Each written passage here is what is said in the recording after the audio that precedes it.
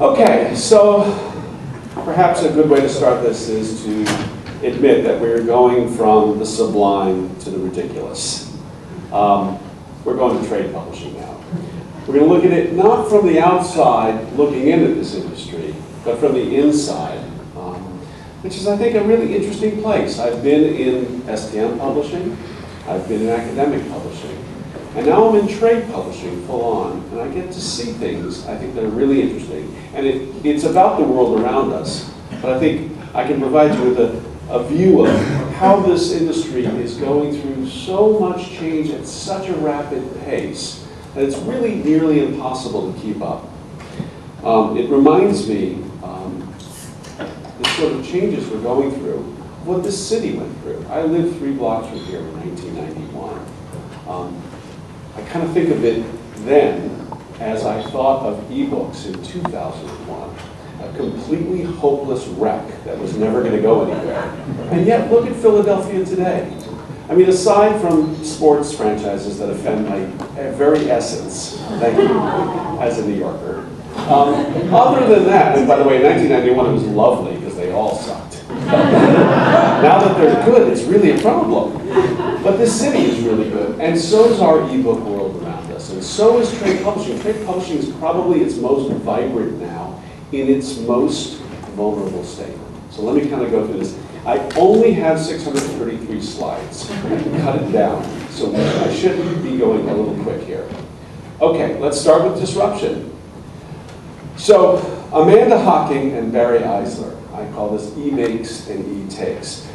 Amanda Hocking made her own ebooks, published herself, put them online, sold hundreds of thousands of copies of them, millions of them, at 99 cents a piece, and wound up getting a $2 million advance for a 4-book series from St. Martin's Press, Macmillan. So E made her to the point that trade publishing wanted to grab her. Barry Eisler was made by trade publishing.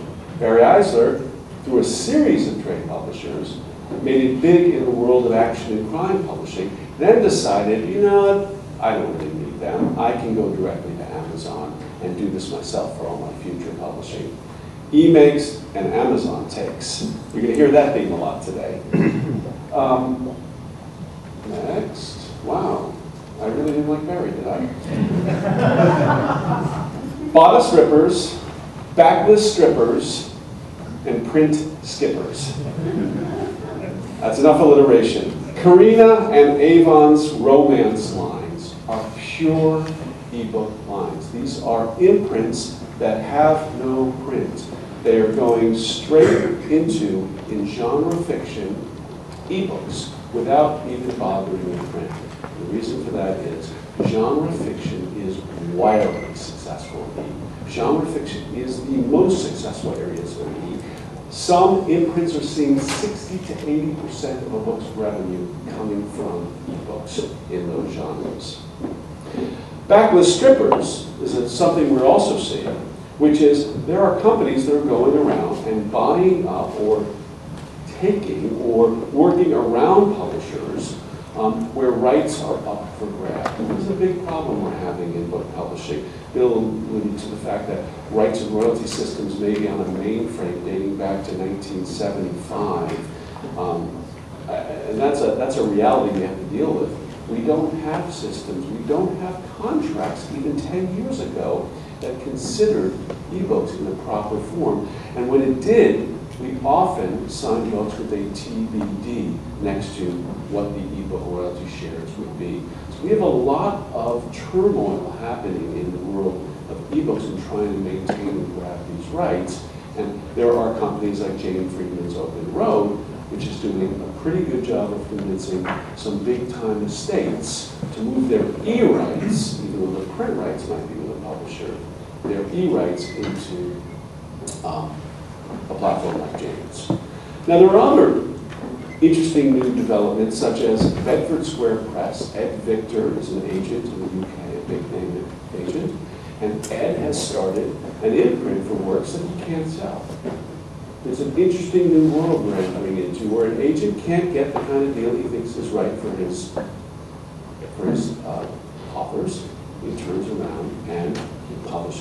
itself. That's what Bedford Books are all about. We at Bloomsbury have actually come up with our own platform called Bloomsbury Reader, a pure digital imprint that goes out and works with agents and estates that have long dormant. I call this Frankenstein press for us, because what we're doing is we're reviving the dead. Authors like Ivy Compton Burnett, who have 100 books out there out of print for 50 years, we're now bringing back into print and bringing back into life, because E allows you to do that. We've got a lot of fear in our world right now in trade publishing. Amazon is really scary. We love Amazon. We fear Amazon. And now with the combination of their deal with Houghton, Larry Kirschbaum coming on and starting this Thompson Mercer imprint, there's a lot of fear in the book publishing world about what this combination of Amazon as publisher will be. I'm less concerned personally about it. I think it's a very interesting, it's a perfect and absolutely explainable phenomenon that Amazon is following. They are a loss leader-based company. They look at markets and they want to gain complete market share control. And one of the ways you do that is you go in and you low price and you get market share and then you squeeze the supply chain. Well, in order to squeeze the supply chain, and by the way, the supply chain is us, you have to be able to do what the supply chain does. So of course, you start your own publishing. So we have disruption, we also have devices. Obviously, Bill touched on this in a much more interesting way. But I'll sort of think about the impact from inside a trade publisher's mind now.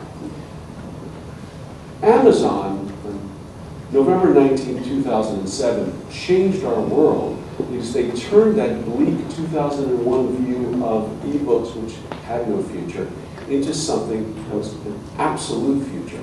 Of course, then they wound up having a 90% market share before you knew it. And of course, Steve Jobs, the agency model, we'll touch on this in a bit, with the iPad coming out. But quietly, William Lynch at Barnes & Noble was revolutionizing the biggest book retailer in America.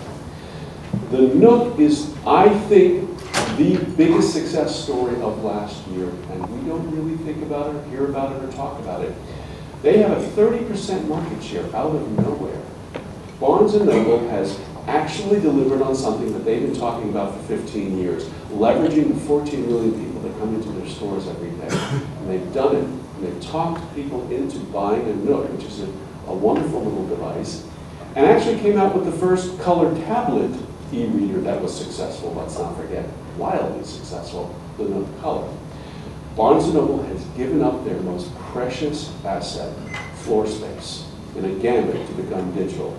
The Nook business will be $1 billion for them this year. You know, along the way in this device world, when you look at all this, can you even name some of these? You know, I've forgotten more e-readers than there are available today. It's really quite remarkable to look at these.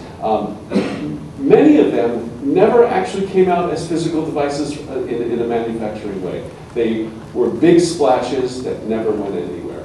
And the reason is that a device alone, a platform alone, a collection of ebooks alone is not a successful product. A successful product has to have all three.